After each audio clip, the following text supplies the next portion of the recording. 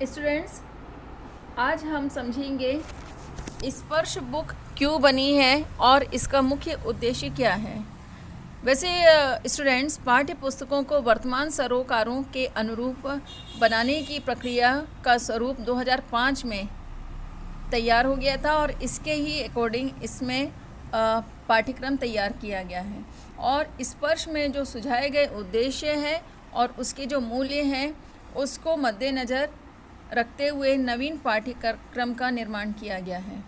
पाठ्यक्रम पर आधारित हिंदी द्वितीय भाषा की पाठ्य पुस्तक स्पर्श में कुछ बातों का विशेष ध्यान रखा गया है। आज सबसे पहले हम उन मुख्य उद्देश्यों को समझेंगे कि किन बातों को, किन उद्देश्यों को ध्यान में रखकर यह पुस्तक तैयार की गई है। इसमें सबसे पहले यह बताया गया है कि यह पाठ्य पुस्तक उन विद्यार्थियों के बौद्धिक और भाषिक स्तर को ध्यान में रखकर तैयार की गई है जिनकी मातृभाषा हिंदी नहीं है या जो अंग्रेजी माध्यम में पढ़ते हैं और जिन्होंने 5वीं कक्षा तक औपचारिक शिक्षा अपनी अपनी मातृभाषा में प्राप्त करने के पश्चात कक्षा 6 से हिंदी भाषा का पठन पाठन प्रारंभ किया है। और इसका दूसरा उद्देश्य है कि यह पुस्तक 2 भागों में है, गद्य खंड और काव्य खंड। इन 2 भागों में इसे विभाजित किया गया है। गद्य खंड में पाठों का क्रम संयोजन पाठों के व्याकरण के बिंदुओं को ध्यान में रखकर किया गया है और इसलिए ऐसा किया गया है क्योंकि जो विद्यार्थी हैं उनको व्याकरण संबंधी ज्ञान अलग से किसी पुस्तक में न देकर इसी पुस्तक के माध्यम से दिया जा सके। इसका अगला उद्देश्य है कि काव्य खंड में कवियों को उनके कालक्रम के अनुसार ही रखा गया है। कालक्रम के अनुसार का अर्थ यह होता है कि जिस काल में जो कवि हुए हैं उसके पश्चात दूसरे काल में जो कवि हुए हैं तो उनको इसी क्रम के आधार पर रखा गया है। अतः यहाँ राष्ट्र कवि दिनकर को पहले रखा गया है और उनके पश्चात श्री हरिवंश राय बच्चन जी को रखा गया है क्योंकि रामधारी सिंह दिनकर जी और हरिवंश राय बच्चन जी समकालीन कवि हैं। इसका अगला उद्देश्य यह है कि पाठों में विभिन्न प्रकार के प्रश्न अभ्यासों द्वारा विद्यार्थियों की भाषा की अभिव्यक्ति और व्याकरण संबंधी उनके ज्ञान को और अधिक बेहतर बनाने का प्रयत्न किया गया है। और यह आशा इसमें जताई गई है कि इस पुस्तक के माध्यम से वे हिंदी भाषा पर अपनी पकड़ मजबूत करने में सफल हो सकेंगे।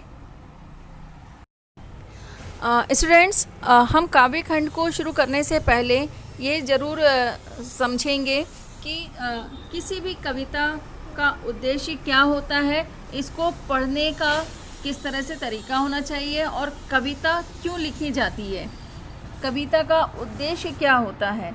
तो इसके लिए स्टूडेंट सबसे पहले हम ये जानेंगे कि किसी भी भाषा के साहित्य में विचारों और भावों के संप्रेषण की मुख्य रूप से 2 शैलियाँ होती हैं।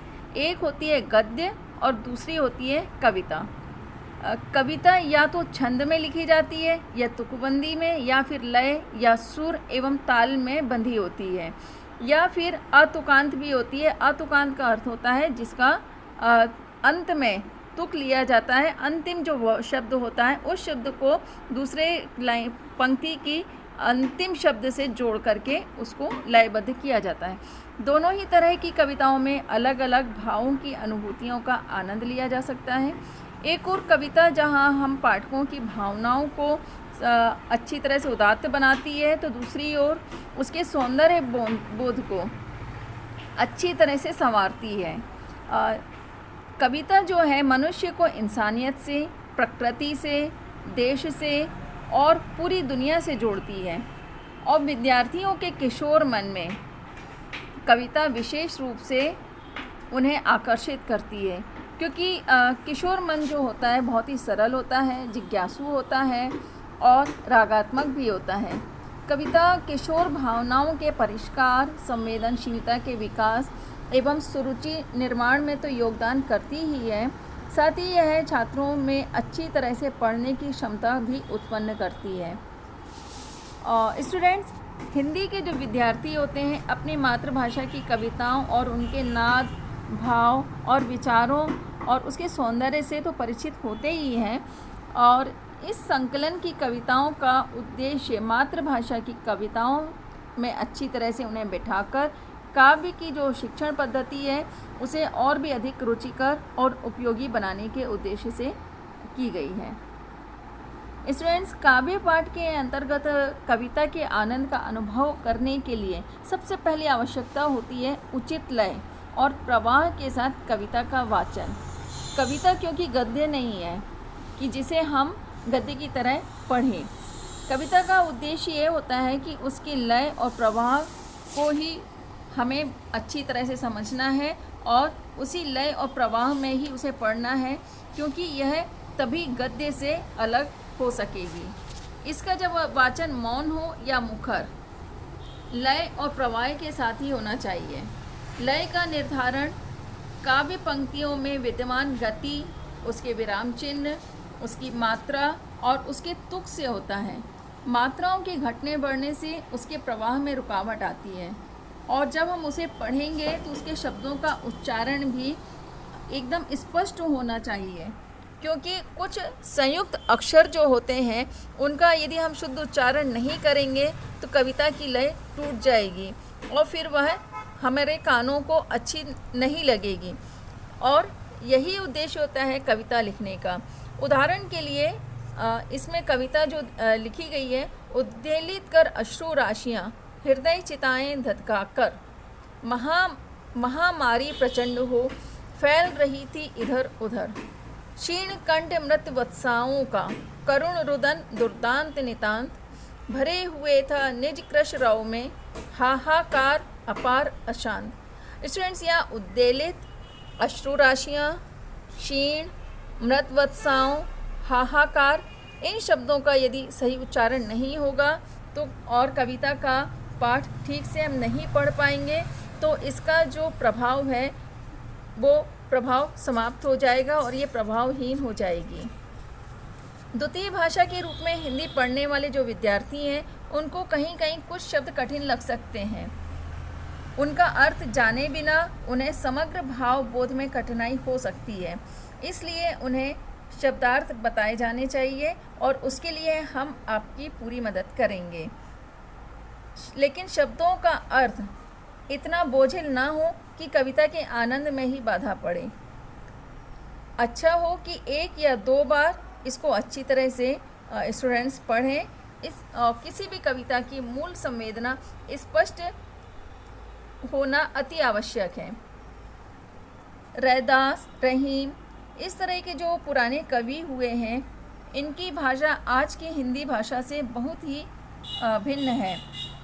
इनकी भाषा में गेयता, भाव प्रवणता के कारण इनकी रचनाएं हमेशा ही लोकप्रिय रही हैं और बहुत संभव है कि इस पाठ्य पुस्तक में उद्धृत उनकी कुछ रचनाओं से विद्यार्थी पहले से परिचित हों और ऐसे भावबोध की कुछ कविताएं अपनी मातृभाषा के माध्यम से भी वे पढ़ चुके हों। ऐसी कविताओं को पढ़ने में बच्चों को बहुत आसानी होगी और उसके भाव ग्रहण करके उन्हें बहुत सहजता महसूस होगी। अब भाव ग्रहण और रसास्वाद क्या है? बच्चों, कविता को सुनने पढ़ने से जो हमें आनंद की अनुभूति होती है उसे ही रस कहा जाता है। शब्दों का प्रयोग, अलंकार, कहने की विशिष्ट शैली, छंद, लय, प्रवाह, ये सब कविता के बाहरी तत्व होते हैं और उसकी आत्मा संपूर्ण कविता में व्याप्त भाव, उसका ही विशेष महत्व होता है। कविता को बार बार पढ़ने से उसकी मूल संवेदना और उसका रचना कौशल दोनों ही स्पष्ट हो जाते हैं, परंतु जहाँ तक उसके भाव का प्रश्न है वह किसी पद, पंक्ति या छंद में ना होकर पूरी कविता में समाहित हो रहता है। कविताएं ऐसी भी हो सकती हैं जिनमें कवि का मंतव्य सर्वथा स्पष्ट नहीं होता है। कवि मात्र कुछ संकेत कर देते हैं और बाकी अस्पष्ट ही रह जाता है, जो पाठक को सोचने और विचारने के लिए मजबूर करता है और उस पंक्तियों में छिपी गहराई को नापने के लिए बार बार उत्तेजित करता है। खुशबू रचते हैं हाथ, इस पंक्ति का भाव देखेंगे। कई गलियों के बीच में, कई नालों के पार, कूड़े करकट के ढेरों के बाद बदबू से फटते जाते इस टोले के अंदर, खुशबू रचते हैं हाथ, खुशबू रचते हैं यहाँ।